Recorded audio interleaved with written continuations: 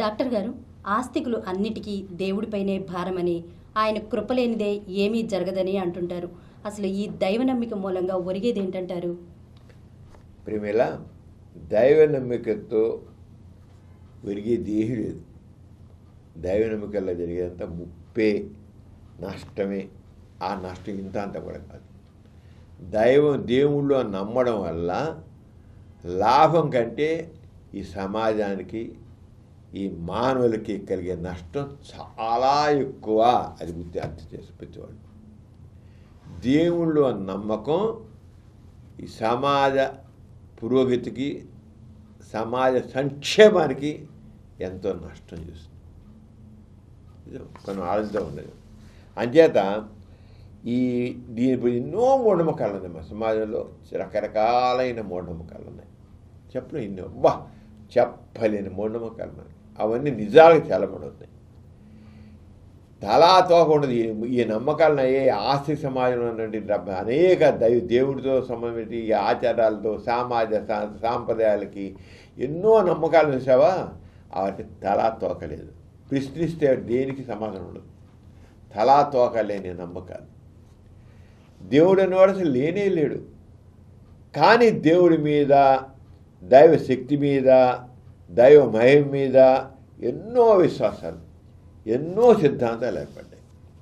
అసలు లేనే లేడు కదా. ఒక అబద్ధం మీద ఎన్ని వచ్చాయంటే ఎన్ని కాదు. స్వర్గం, నరకం, పూర్వజన్మ, పునర్జన్మ, అతీంద్ర శక్తులు, మంత్రాలు, మహిమలు, ఇలా ఎన్నో. అసలు దేవుడే లేనప్పుడు, దైవశక్తే లేనప్పుడు వాడికి అసలు అర్థం లేదు. వీడికి అసలు దేవుడే లేడు, స్వర్గం లేదు, నరకం లేదు, పూర్వజన్మ లేదు, పునర్జన్మ లేదు, కర్మ లేదు, దురదర్శనం, బ్రహ్మరాత్రి లేదు, ఏమీ లేదు. లేకుండా వాటి మీద ఎన్ని కథలో, ఎన్ని నమ్మకాలో, ఎంత అబద్ధాల మీద ఆస్తి సమాజం ఉంది. అబద్ధాల మీద. అందువనే ఈ ఆస్తిక సమాజంలో ఇన్ని అసమానతలు ఉన్నాయి, ఇన్ని బాధలు ఉన్నాయి. మనుషుల్లో అలా నా కర్మ, నా దురదృష్టం అని అలా దేవుళ్ళ నమ్మకంతో ఎప్పటికైనా దేవుడు తెలుసుకుంటాడు. అలా పడుంటున్నాడు. ఒక పేదవాడు పడి ఉన్నాడు, ఒక అంటరాని వాడు పడి ఉన్నాడు. ఎంత భయంకరమైన పరిస్థితి. మానవత్వం ఏమైపోతున్నా అర్థం కావట్లేదు. కేవలం దైవ నమ్మిక, అర్థం లేని దేవుడి నమ్మకం వల్ల ఈ రంగాలు జరుగుతాయి. ఈ భావాలన్నీ, దేవుడితో ఉన్న భావాలన్నీ అబద్ధాల పుట్ట. అది తెలుసుకోవాల్సిందే. అసలు దేవుడు సర్వశక్తివంతుడు అయినట్లయితే తెలుసుకుందాం. శివుడి సర్వశక్తివంతుడు, సర్వదయమయుడు, సర్వవ్యాప్తము అని అంటారు కదా. మరి దేవుడే సర్వశక్తివంతుడు అయినట్లయితే ఈ జీవులన్నీ దేవుడే సృష్టిస్తే, దేవుడే మనిషి సృష్టికి కారణమైతే ఇన్ని రకాల మనుషులు ఎందుకున్నారు? ఎందుకని అందరిని సమానం చేయాలి కదా. ఒకళ్ళని పేదవాళ్ళు, వాళ్ళకి ధనికుడిగా, వాళ్ళు బాధపడే వాళ్ళకి, వాళ్ళు సుఖం ఉండగలగా ఎందుకు చేయలేదు? మనుషులు దేవుడే కదా. సర్వదయామయుడు, సర్వశక్తివంతుడు, దయామయుడు. మరి ఈ లోకంలో ఎందుకు ఇంతమంది బాధలతో పడేవాళ్ళు, వ్యాధులతో పడేవాళ్ళని చచ్చేవాళ్ళని పెడుతున్నాడు? అంతేగా. ఇంకే సర్వశక్తివంతుడు, శాశ్వతం. దేవుడే సర్వశక్తివంతుడు, సర్వదయామయుడు. దయామయుడు ఇలాంటివి ఈ రకం మనుషులు ఎందుకు సృష్టించే, బాధపడి ఎందుకు చేశాడు? ఆ దేవుడే దయామయుడైతే, కరుణామయుడు అయితే అసలు సృష్టించిన వాడు ఎంత క్రూరులుగా ఎందుకు తయారవుతున్నారు? మరి మనుషులు మనిషికి మంచిగా ఉండాలి కదా. ఇక హత్యలు చేసేవాళ్ళు, బాధలు పెట్టేవాళ్ళు, మనుషులు ఎంతో బాధ పెట్టేవాళ్ళు మనుషులు ఉన్నారు. మరి దయామయుడైతే ఇలా క్రూరులు ఎందుకు సృష్టించాడు వాడు? ఎందుకు ఇంతమంది క్రూరులు ఉన్నారు సమాజంలో? ఇంత హింస చేసేవాడు ఎందుకున్నారు? మనుషుల్ని ఎంత హీనంగా చూసేవాడు ఎందుకున్నారు? మరో సర్వశక్తివంతుడు దేవుడు, సర్వదయామయుడు. మరి మనుషులు ఎందుకు సృష్టించాడు వాడు? ఆలోచించండి. సర్వదయా ఎందుకు దేవుడు ఇలాంటి వాళ్ళు సృష్టించాడు? మరి దేవుడే సర్వశక్తుడైతే మతాల మధ్య ఈ యుద్ధాలు ఏమిటి? అసలు శక్తివంతుడి యుద్ధాలను సృష్టించాలి. అసలు ఇన్ని లక్షల సావులేంటి యుద్ధాలు చంపుకున్నారు. మత యుద్ధాలు జరిగాయి, రిలీజియస్ వార్స్. దాంట్లో లక్షల మంది చనిపోయారు. అలాగే దారిద్ర్యం. ఎందుకు దారిద్ర్యం ఉండాలి? సర్వదయముడు, సర్వశక్తివంతుడు, సర్వవ్యాప్తం. ఈ దానిపై దారిద్ర్యం ఏంటి? ఈ అసమానతలు ఏంటి ఎంత ఎందుకు?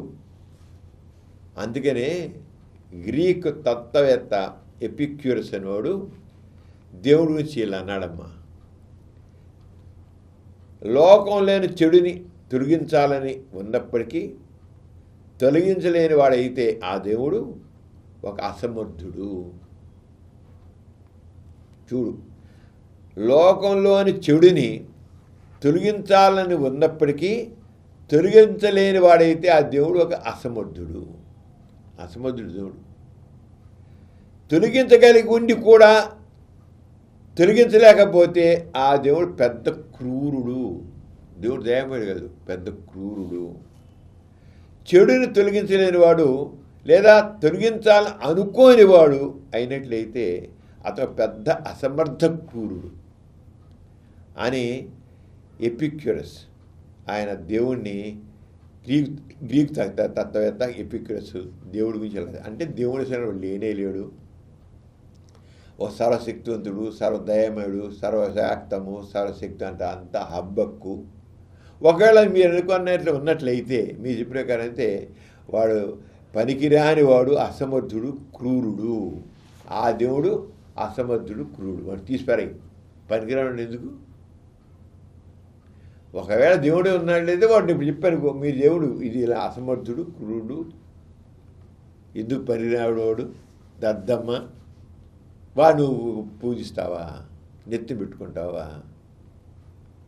అని చెప్పాడు. అంటే నిజం కాని దాన్ని నిజం అనుకోవడమే మూఢనమ్మకం. సమాజంలో ఎన్నో మూఢనమ్మకాలు ఉన్నాయి. నిజం కాని దాన్ని నిజం అనుకోవడమే మూఢనమ్మకం. నమ్మడం తప్పు కాదు, కానీ కొన్ని విషయాలు వచ్చేసరికి, కొన్ని సందర్భాలు వచ్చేసరికి వాటిని ఎంతవరకు నిజం నిర్ధారణ చేసుకోవాలి.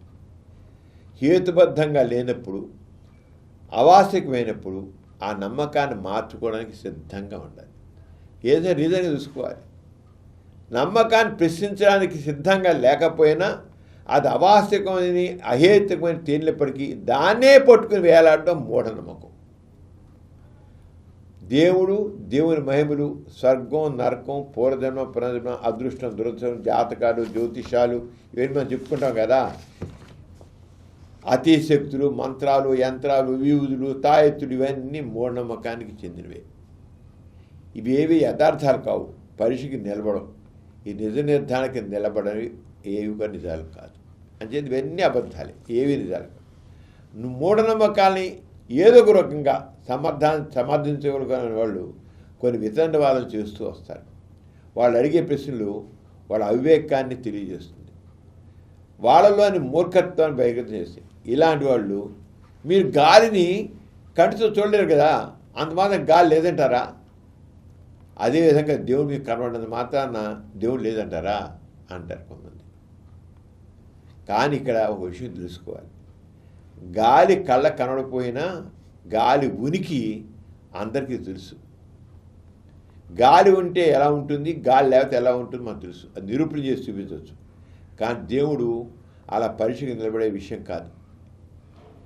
ఏ విషయమైనా సరే వివేచనకు, ప్రయోగానికి పరీక్షకు నిలబడాలి. ఊహలే అలాగా పరీక్షకు నిలబడరు. అంటే దేవుడు కూడా ఊహ కనుక పరీక్షకు నిలబడు. ఎందుకు నా సమాధానం నేను మూఢనమ్మకాలంటే మూలం భయం, అజ్ఞానం.